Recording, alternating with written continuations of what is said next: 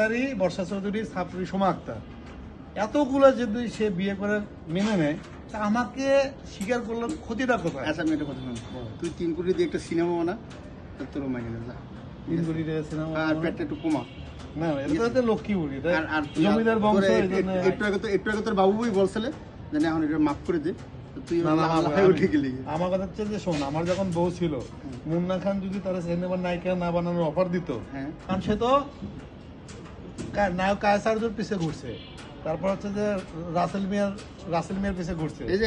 আমি বলি ওর জীবনের ইচ্ছা ছিল নায়িকা হওয়ার, কিন্তু পারেনি। আমার কথা হচ্ছে যে তুই তার নায়িকা বানানোর স্বপ্ন দেখালি কে, আমার বউটা নিয়ে গেলি কে, এখন হচ্ছে যে সংসারটা ভাঙলি। ভাই যদি তখন তুই বলতে দেন আমার বউ হয়, তখন তো আমি তো দরজার সামনেই গেলাম। ভাই আমি যে রোড দিয়ে আর তো সেই রোডই আমি আটলাম। আমি তোর 100 বার দিকেছি বউ হয় কিনা। আমি 100 বার বলছি মুন্না সে আমার বউ। এটা পরে বলছে, এটা পরে বলছে, এটা বলছে পরে, এটা পরে স্ট্যাটাস দিয়ে বলছে, পরে বলছে, এটা আগে বলে নাই। আমি আমার অফিসে জিজ্ঞেস করছি। ভাই শুধু খালি এটাই না, মুন্না আপনি প্রশ্নটা করেন না, আপনাকে বলি যেহেতু আকাশ নিয়ে বলছে যে সে 12 বাতারি এবং তার স্বামী হতে চায়, আপনি তাকে জিজ্ঞেস করেন। বাবু ভাই আমার ভুল হয়েছিল, সরি, আমার ভুল হয়েছিল, সরি। এখন আমি আমার জায়গা থেকে সরে গেছি, তোর পরে তুই চুলের বসে তুই করে। কিন্তু আমি ওর মাধ্যমে কি করবো এটা কি কথা?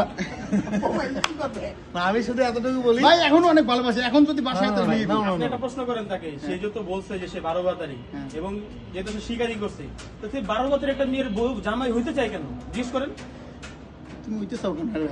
তোমার হের ভিতরে তোমার কি আছে? তোমার হের দায়িত্ব হইব না। আমি একটা কথা বলি, যেখানে এখানে হচ্ছে বাবা মা এবং পরিবার জড়িত, সবার সামনে বিয়ে করছে এবং হচ্ছে বাসর করছে, সেই জিনিসটা হচ্ছে আমার 60 থেকে 70 ছবি আছে, মালা পরে দিচ্ছি, যেরকম বসে আছি এরকম বসে আছি। আমার বাসায় 2 মাস 5 দিন ছিল, সংসার করে গেছে, স্বীকার করলে হয় কি আমার তার দরকার নেই। একবার ভিডিও দিয়েছে স্বীকার করতে সব মাফ করে দিন, তাও তো মাফ করলাম।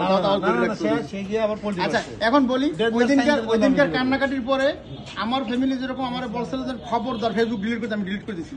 হ্যাঁ বোন আর মা বাবাও কিন্তু আমি ভিডিও দেখছি, কিন্তু বলছেন আর এটাই কথা ওরা আল্লাহর রাস্তায় মাফ করে দিই। না গতকালকে সানু বললো যে মেয়েটা কান্নাকাটি করতেছে, ওরা মাফ করে দিই। আমার ছোট বোন বললো, সেই ছোট বোনকে বলতেছে মুন্নার সাথে নাকি সে অবৈধ সম্পর্ক। এটা তুই বল না আসলে, তাহলে তার পক্ষে যে কথা বলতেছে সেই চায় লাইমলাইটে থাকার জন্য, সেই চায় যে মানুষ তারে জ্বালাও, মানুষ আল্লাহর কসম সেই চায় যে মানুষ তারে জ্বালাও। ছোট বোন বলতেছে যে মুন্না খান তো তোর এগুলো বিষয় সবকিছু মাফ করে, কারণ কান্নাটা এমন নাটক ছিল, কান্না দেখে আমার ছোট বোন বলতেছে ওরা মাফ করে দে। আমি বললাম মাফ করবো, আচ্ছা মাফ করে দিই। সেই ওইদিনকার রাত্রে আমি ঘুমাইতেই পারছি না, ফেসবুক ডিলিট করে দিয়েছি আমার মায়ের কথায়।